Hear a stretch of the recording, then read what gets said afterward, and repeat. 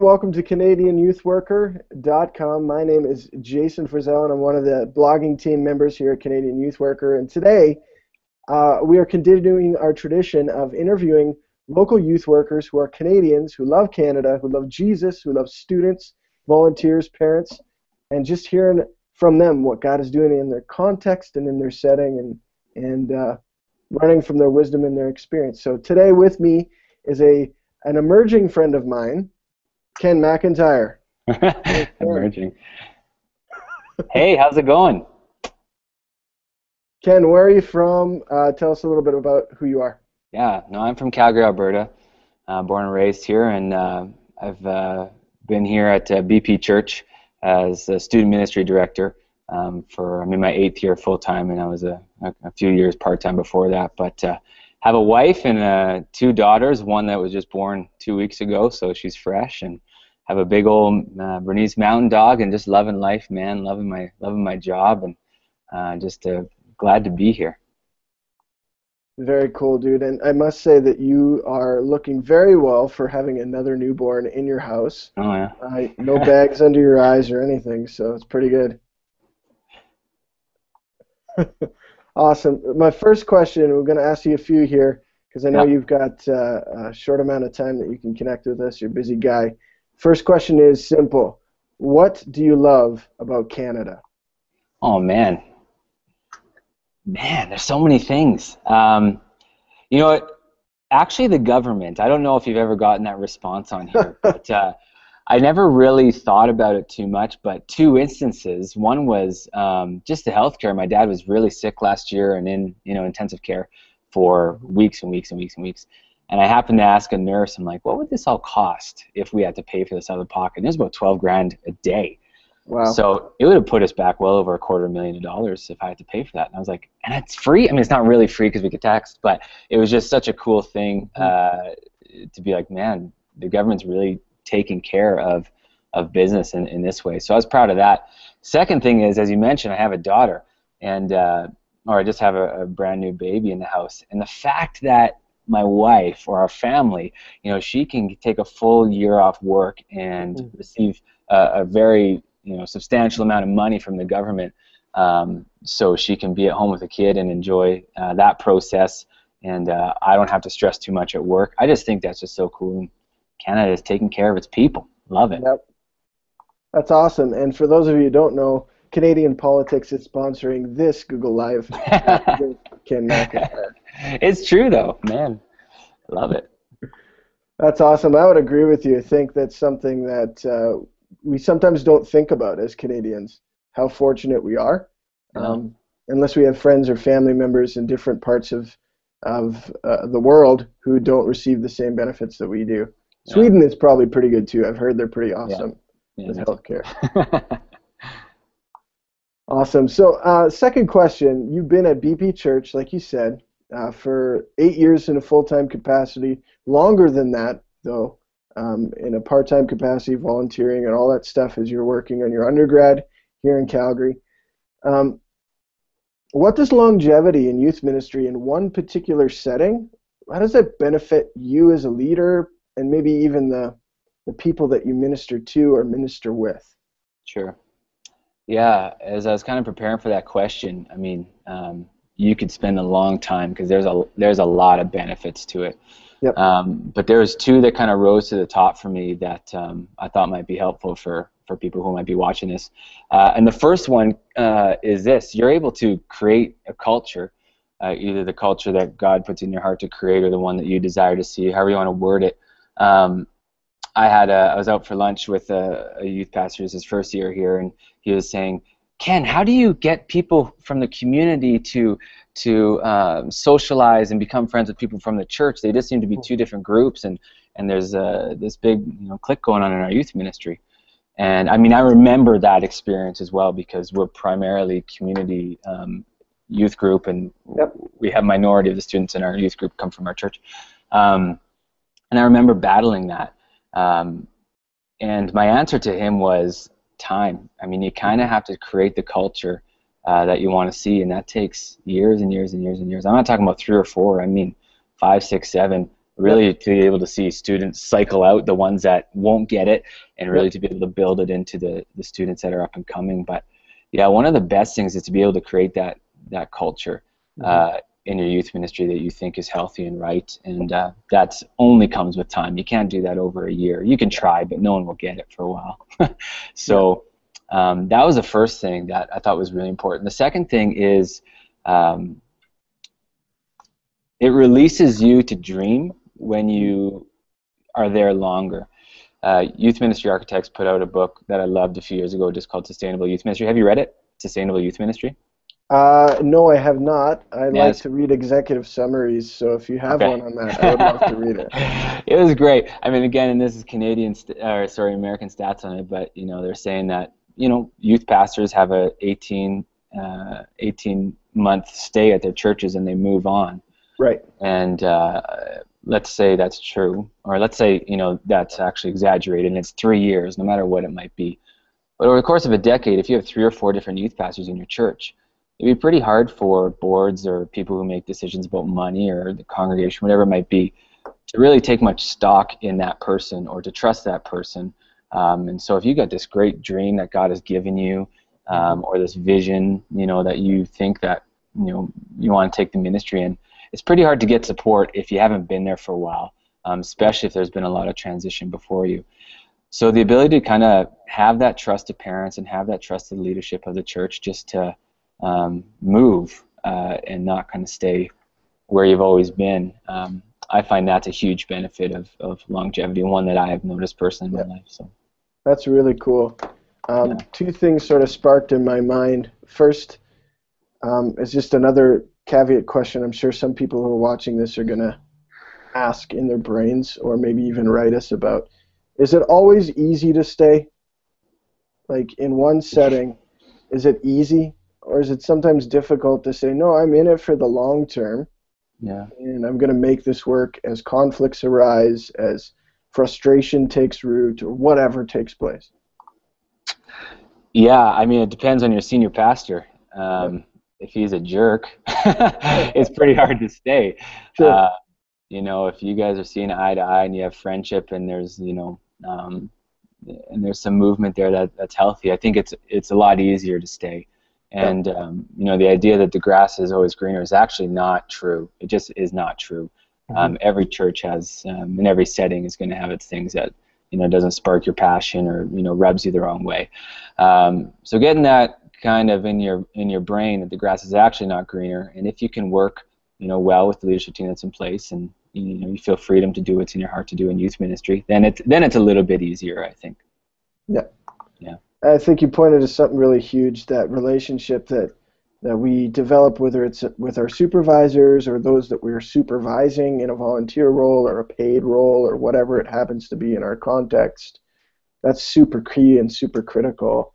How did you go about creating some of that in your environment? Like I know that you have a really good relationship with your lead pastor, your senior pastor.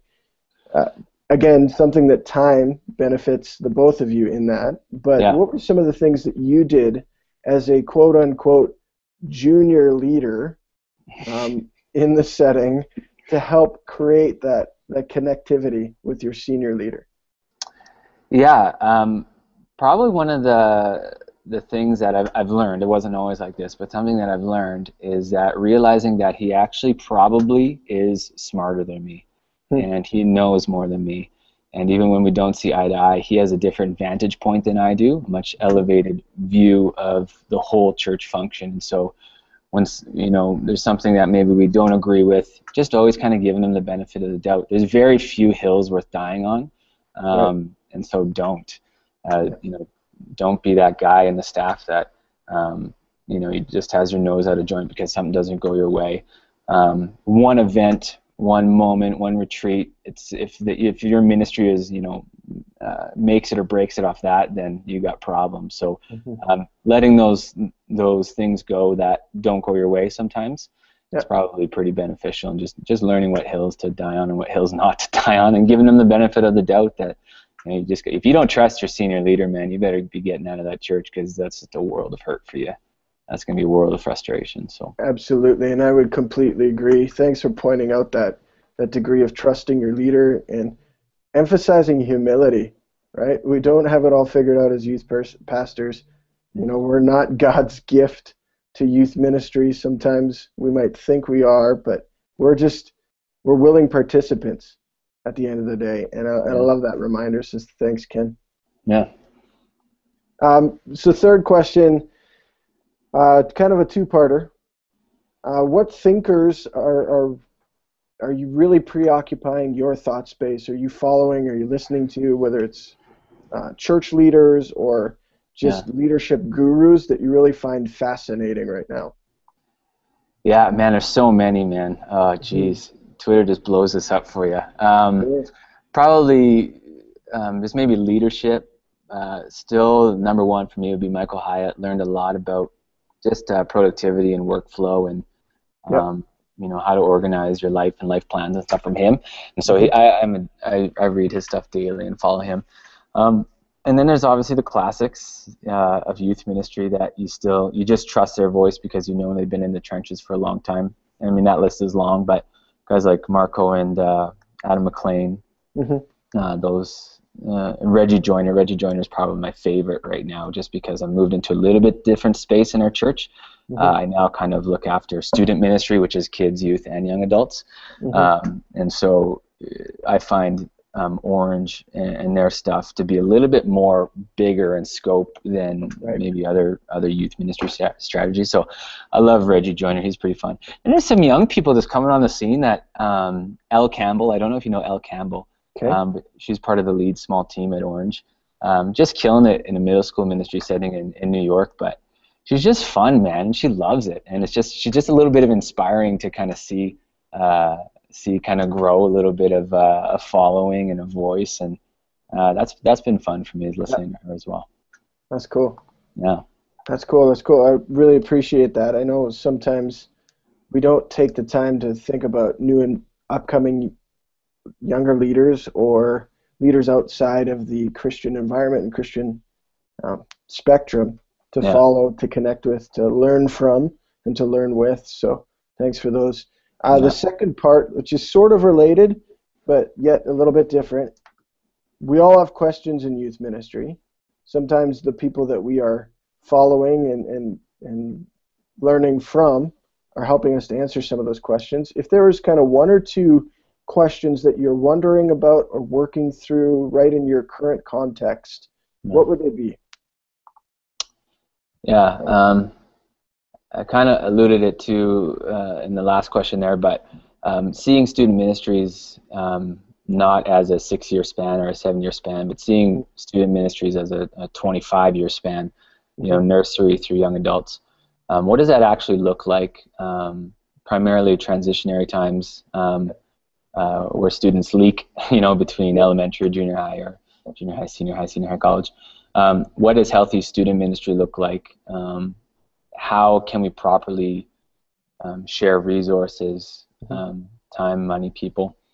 And how can we build an authentic faith, you know, when we're working with, you know, how can I as a youth pastor support my children's worker, because that's going to directly benefit me or the youth ministry, let's say, and how can I work with whoever is looking after, you know, that young adult age in our church? And maybe there's not, but just trying to figure out, man, I'm investing a lot of time, and our church is investing a lot of money to build faith into young people. Let's just say, for example, students, youth. Where are they going after that? What's the plan? And so I know those are young adult ministry. I don't know if anyone has, you know, figured out as much as maybe something like kids or youth. It seems to be a little bit less clear. But yeah, that'd be probably my one question. What is a holistic church strategy look like for students, really kids, youth, and young adults? Yeah, that's really cool, and I think that's a question that a lot of our viewers and listeners are going to identify with. It's a question that I think lots of us in different Canadian churches are asking more and more frequently, and I'm excited about that because we're understanding that, okay, we're a link in the chain in this thing that we call development and or spiritual transformation when we work with just teenagers. And so what does it look like to work with all of the different links on that chain and not just focus in on one specific one over time? So brilliant. Yeah. Thanks for that. Yeah. Last question before we sign off and ask you how people can follow you or get in touch with you, that sort of jazz, if you want to give that out on YouTube so the whole world knows. What would you say to encourage youth workers, whether it's paid or volunteer, across Canada? There are literally thousands of us who are investing in the lives of people, families, preteens, teens, young adults, all across the spectrum. There's millions of relationships represented in that web of networking and influence. If you could say something to one of them or all of them, what would it be? Probably to all of them. I would say this to encourage you. I don't know if this seems discouraging, but let me explain. But I would say that it's hard. If you think someone else has it and you don't, or gets it and you don't, or you're just not made for it, ministry to teenagers is hard. Mm-hmm. It's messy. It doesn't always look and work the way that you hoped it would, and so it's hard. And you have thousands of other, as you mentioned, people caring for students and trying to build an authentic faith in them, and they're also banging their heads sometimes. There's victories and there's joys in the job, but it's challenging and it's hard, and that's okay. That's part of the fun. So that'd be one thing. The other thing that I'd say is that the best thing that I've done as a youth pastor, easily, and the thing that has been the hugest payoff for me, and the thing that just gets me excited, is when I realize that I don't have to do it alone, is that God has actually put it on the hearts of people in your church to work with students as well. And I remember when I started thinking, because I got the degree and I'm getting paid to do this, that I have to be the guy for it. And I'm happy to see it seems like that thought process is breaking in a lot of people. Right. That there is adults and there is older students and there's people in your church who can actually probably even do it better than you, and that's good. Don't take offense to that. That can serve those grade 8 girls better than you can, or can connect with those grade 11 boys better than you can. And so I would just encourage you, by spending a little less time thinking that you need to do it all, and more time thinking of who you can bring on to help, because man, they're made for it. God put it in them to do. So find out those people and just invest in them, man. It'll make your life a lot more fun. Make your job a lot more fun. So that's cool. That's a great word. Creating a culture of team. Huge passion of mine, and I'm sure many of others across our country. So if people wanted to get a hold of you, what would they do? That's my Twitter handle. Yeah. Where are you at? Oh man, I didn't come prepared. I'm sorry. I don't even have paper on me. Yeah, Twitter is the best way. So just at Ken_McIntyre. Perfect. And we'll try and include that below the video. Okay. For anyone who is wanting to follow Ken, because he wants to get more Twitter followers than Shakira at the end of the day. And that's good. He's a ways away, but he's close. It's a close race. That was a funny person to pull out. Shakira. My daughter loves Shakira. You have 2 daughters. That's where it came from. Okay. Just going with the flow. Awesome. Well, thanks, Jason. I appreciate your time. Yeah, thank you, Ken. Thanks so much, Canadian Youth Worker listeners, audience. We love you. We appreciate you. Thanks for loving teens in our country, and there is hope for the present and the future of Canadian youth ministry because of you. So thanks for being you, and thanks again to Ken for sharing with us today. God bless. Yeah, no problem. We think you're awesome. Interact with us. Do you like us? Do you hate us? What's up? What questions do you have? We'd love to hear from you. Cheers.